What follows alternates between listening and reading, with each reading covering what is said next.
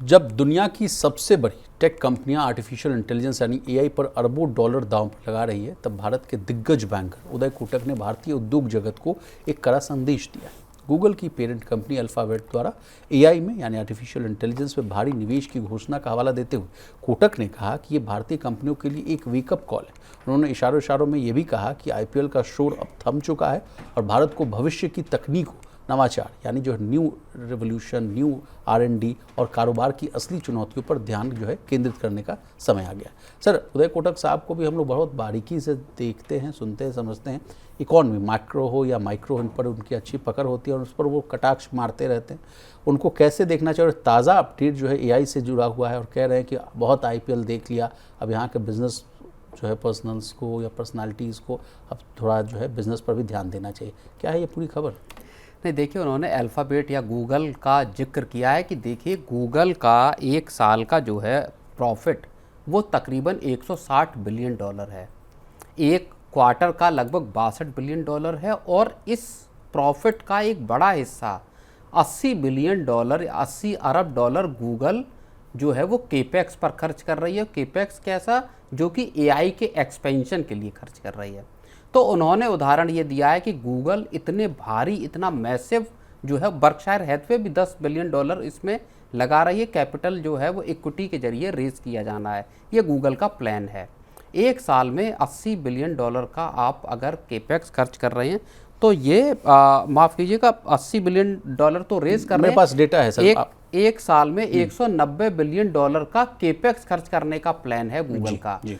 तो ये बताता है कि किस तरह से लार्ज स्केल पे गूगल खर्च कर रही है। और उन्होंने इसका उदाहरण देते हुए कहा कि भारतीय कंपनियों को अब चूंकि आईपीएल का दौर खत्म हो गया है, तो भारतीय कंपनियों को भी इसी तर्ज पर अपने केपेक्स और इस एक्सपेंशन को ज़मीनी हकीकत पे उतारने की कोशिश करनी चाहिए। चलिए सर, तो इस वेकअप कॉल को और अगर हम बेहतर तरीके से आपसे समझने की कोशिश करें, कहाँ हम लोग पिछड़ते हुए नज़र आ रहे हैं कि जिस तरह से जो है हमारे देश के उद्योगपति, जो है दिग्गज उद्योगपति, ये वार्निंग देते हुए नज़र आ रहे हैं। और इसी बीच में एक और ऐड कर देता हूँ, रुचिर शर्मा साहब को भी मैंने आपसे सुना समझा, तो आप कह रहे थे कि वो भी बहुत कह रहे हैं कि तमाम दुनिया, ग्लोबल अगर इकॉनमी को देखो विशाल, तो वहाँ जो है ज़बरदस्त जो है आर&डी हो रहा है, नए नए इनोवेशंस हो रहे हैं, डेवलपमेंट्स हो रहे हैं और हम जो है पिछड़ते हुए नज़र आ रहे हैं। लेकिन ये भी देखना होगा सर कि एक समय ऐसा था जब यहीं के लोग दूसरे देशों में जाकर सिलिकॉन वैली डेवलप करती है और यहाँ के लोग जो हाँ दूसरे देशों में डेवलपमेंट कर रहे हैं, हम क्यों पिछड़ गए सर? देखिए, हम क्यों पिछड़ गए, इसका एक बहुत सटीक उदाहरण इस चीज़ से समझ लीजिए कि जो उदय कोटक साहब ने इस अपने ट्वीट में जो बातें कही कि साहब आईपीएल का दौर गुजर गया है, अब आईपीएल से ही निकाल लीजिए रास्ता कि हमारी ऑर्गेनाइजेशन या हमारे कॉरपोरेट्स क्या कर रहे हैं वर्सेस ओपन एआई या एंथ्रोपिक एआई जैसी कंपनियां या गूगल या मेटा जैसी कंपनियां क्या कर रही हैं। आईपीएल की टीमों को आप देख लीजिए, आईपीएल की टीमों की ओनरशिप को आप देख लीजिए। आप देख लीजिए मुंबई इंडियंस पे किसका ओनरशिप है? मुकेश अंबानी, रिलायंस इंडस्ट्रीज। आपकी दिल्ली कैपिटल देख लीजिए, जीएसडब्ल्यू, मैंने डेटा निकाला, जीएसडब्ल्यू और जीएमआर का दोनों कॉरपोरेट्स हैं। सनराइज को सन टीवी चलाती है, सनराइज हैदराबाद जो है। लखनऊ को आरपी संजीव गोयल का ग्रुप के हाथ में लखनऊ की फ्रेंचाइजी है। पंजाब के पास डाबर का स्टेक है जो बर्मन फैमिली कोलकाता की है। आरसीबी बिरला के पास है, हाल में लिए आर रेमन बिरला, जो कुमार मंगलम बिरला जिनके पास वोडाफोन आइडिया है, उनके पास ही जो आरसीबी है। जीटी के पास टोरेंट है, जो गुजरात टाइटंस है वो टोरेंट कंपनी, टोरेंट ग्रुप के पास है। और जो राजस्थान रॉयल्स है वो उसमें लक्ष्मी मित्तल हैं और आपके आधार पूनावाला जैसों ने उसमें स्टेक खरीदा है। तो विदेशी कंपनियां गूगल तो लगा रही है एआई के एक्सपेंशन पे, हमारे कॉरपोरेट्स और दिग्गज कॉरपोरेट जिनके पास पूंजी है वो साहब आईपीएल की टीमें खरीद के ये सोचते हैं कि ये फ्रेंचाइजी चल जाएंगे, लोग मैच देखेंगे, मैच से कमाई होगी और इस तरह से कमाई। तो एक आपको सोचने का या एक आपको विजन का फर्क विशाल समझ में आता है। एंथ्रोपिक एआई देख लीजिए, स्पेस एक्स देख लीजिए, ओपन एआई देख लीजिए, गूगल देख लीजिए, मेटा देख लीजिए और एनवीडिया देख लीजिए। दूसरी तरफ हमारे यहाँ रिलायंस। और एक और चीज़ यहाँ समझने की, भारतीय कंपनियां काम कैसे कर रही हैं। जो आपने एक बात कही कि सिलिकॉन वैली पूरा का पूरा लोग डेवलप करते थे ना सर, तो वो वहाँ पे क्या हैं, वो वहाँ पे एम्प्लॉय हैं। कोई एक भारतीय मतलब ठीक नहीं लगता इस बात को कहने में, लेकिन कोई ऐसा एक भारतीय व्यक्ति बताइए, गूगल को चला भारतीय रहे हैं, लेकिन कोई गूगल जैसी कंपनी भारतीय किसी ने क्रिएट नहीं की। कोई एंथ्रोपिक एआई जैसा, एंथ्रोपिक एआई की न्यू 2022 में पड़ी और 2026 में अगर आज आप उसकी वैल्यूएशन देखेंगे, 3 बड़ी कंपनियां अपना आईपीओ ला रही हैं जी। एक आपका एंथ्रोपिक एआई, एक आपका ओपन एआई और तीसरी स्पेस एक्स। और तीनों की आप वैल्यूएशन देख लीजिए। स्पेस एक्स की वैल्यूएशन कितनी है? 1.5 trillion dollar, 1.5 lakh crore dollar की। एंथ्रोपिक एआई जो 2022 में आई है, उसकी वैल्यूएशन आईपीओ से पहले ये माना जा रहा है कि लगभग 965 बिलियन डॉलर की वैल्यूएशन है, और इस मामले में उसने ओपन एआई पीछे छोड़ दिया जिसकी 850 बिलियन डॉलर के आसपास की वैल्यूएशन है।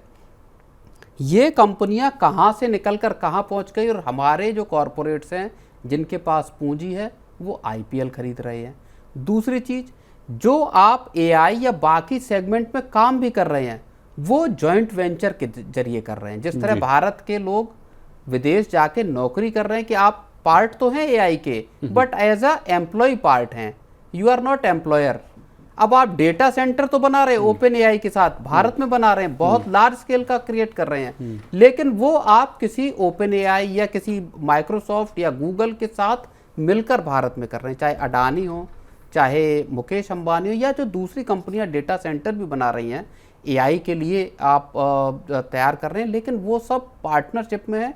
जॉइंट वेंचर के जरिए आप पैसा कमाना चाहते हैं, आप आरएनडी के जरिए पैसा नहीं कमाना चाहते। चलिए, आरएनडी की आपने बात छेड़ दी सर, तो हर एक प्लेटफॉर्म पर मैं ये चीख चीख कर कहता रहता हूँ कि भारत ही वो एक ऐसा देश है जो मिनिमम मतलब अपने जीडीपी का सिर्फ और सिर्फ 1% पैसा जो है हम लोग आरएनडी पे खर्च करते हैं। ना जाने कब हम लोग जो है इसको 2%, 3% तक ले जाएं, ताकि थोड़े हम लोग की भी जो है मेंटल कैपेसिटी बढ़ती है। इसीलिए जब ये ट्वीट उदय कोटक साहब का है, जिनको हाल में ही पद्म भूषण मिला है सरकार से जी, जब अभी पद्म पुरस्कारों का अवार्ड हुआ तो उदय कोटक को पद्म भूषण सरकार कर दिया गया। जब उन्होंने ये ट्वीट डाला तो उसमें अगर आप उनके कमेंट देखेंगे तो बहुत सारे लोगों ने कहा है कि साहब आप बताओ, आपने कब 50 करोड़ या 60 करोड़ जो है रुपए का इन्वेस्टमेंट किया अपनी जो डिजिटल सर्विसेज हैं कोटक बैंक की, उसको अपग्रेड करने या बेहतर डिजिटल उसको लेकर आने का। कोई ऐप ऐसा जिसमें आपने इन्वेस्ट किया हो, आप अपने बैंकिंग सर्विस को बेहतर कीजिए, आप कितना इन्वेस्ट करते हैं। लोगों ने भारत को लेकर तमाम चीज़ें, उसमें बहुत सारे कमेंट बहुत ऐसे हैं जो वास्तव में समझे जाने चाहिए। जी सर, आपने ये जो बात छेड़ दी कि स्टार्टअप वाली बात, तो ऐसा ही कुछ रार मचा था आज से 5 महीने 6 महीने पहले स्टार्टअप्स को लेकर।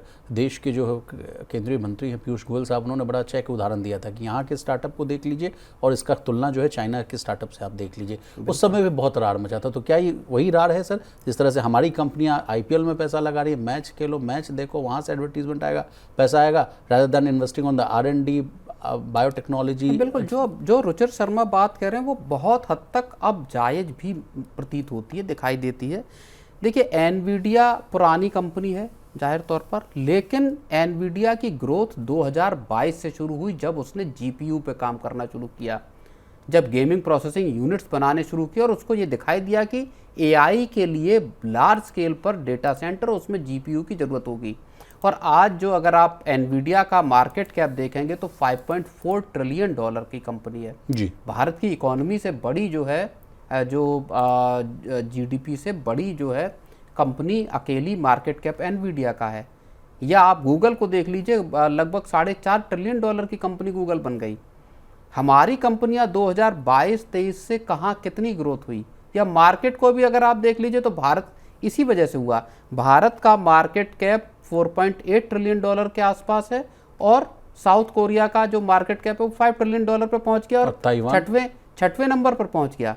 हम नीचे खिसक आए मार्केट कैप के मामले में, क्योंकि एआई पर ना काम हुआ, ना कंपनियों ने उस तरह से ग्रोथ की। तो ये एक बहुत बड़ा फ़र्क है जो बताता है कि भारतीय कंपनियों के जो प्रमोटर हैं या मालिक हैं वो किस तरह से सोचते हैं, और विदेशी या अमरीकी या ताइवान या साउथ कोरिया या जापान, वहाँ की कंपनियों के ओनर किस तरह से। तो सर, क्या एकदम ट्रेन छूट गई है या अभी से भी अब हम लोग तैयारी करें तो, या उसमें क्या रोल हो सकता है? मुझे लगता है कि भारतीयों का उस तरह का मिजाज नहीं है। हम जॉइंट वेंचर बना लेना चाहते हैं, आप डेवलप कर दीजिए, उसके बाद चूंकि आपको भारत के मार्केट की ज़रूरत पड़ेगी, हम आपको सर्विस प्रोवाइड करा सकते हैं। आइए, हमारे पास ज़मीन है, यहाँ ज़मीन में हम जॉइंट वेंचर बना के डेटा सेंटर लगाएंगे और फिर जो फीस की कमाई होगी या जो बाकी कमाई होगी उस तरह से हम रेवेन्यू शेयरिंग मॉडल। आप एक सेट बिजनेस में इन्वेस्ट करना चाहते हैं, आप रिस्क नहीं लेना चाहते। ये भारतीयों की, जब सोलर एनर्जी, जब विंड एनर्जी को पता चल जाता है कि दुनिया, हाँ ये एक मॉडल है जो चल रहा है, तब आप उसमें इन्वेस्ट करना शुरू करते हैं। मतलब हम लगार्ड हैं ऐसी किसी भी नई टेक को लेकर विशाल जी। लेकिन सर आगे क्या, मैं बार बार आपसे यही प्रश्न पूछ रहा हूँ कि क्या इसमें सरकार की भूमिका है या तमाम जितने जो प्राइवेट जो इंस्टीट्यूशंस हैं या जितने जो टॉप के जो है बिजनेसमैन हैं उनको सामने आना चाहिए? नहीं, देखिए, सरकार ने अपने लेवल पर बड़े रिफॉर्म किए।